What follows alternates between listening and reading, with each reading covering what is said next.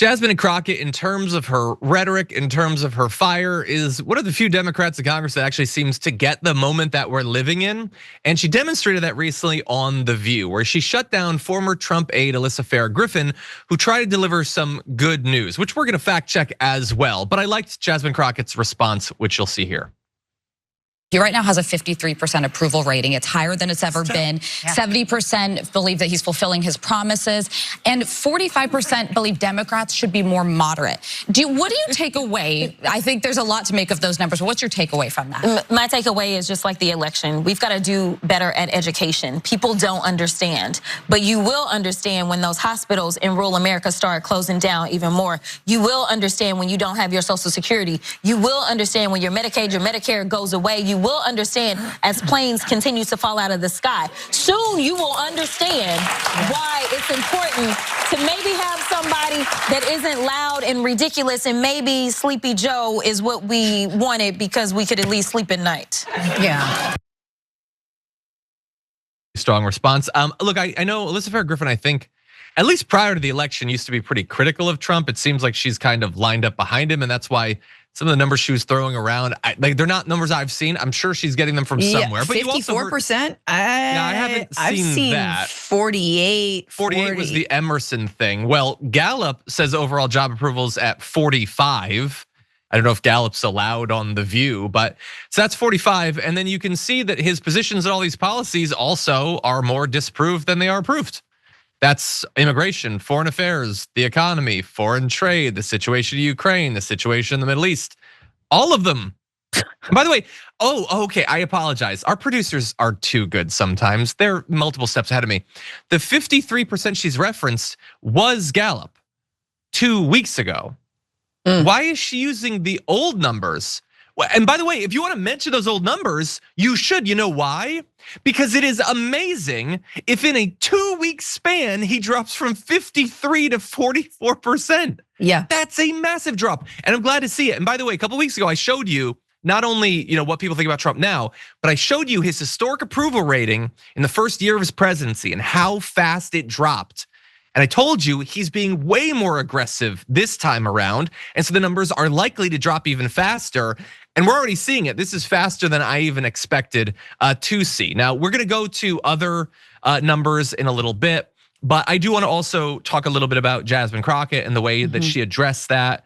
I don't know what your evaluation of Jasmine Crockett is as a messenger for the Democrats or whatever, but I thought that that was pretty effective, considering that the panel in general seemed to have lined up behind the idea that Trump is super popular.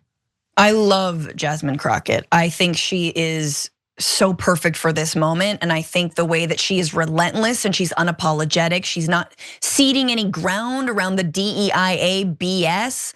I feel like she is what we need more of. Here's my only problem with Jasmine. I don't obviously think she is, as progressive or as left as I might want.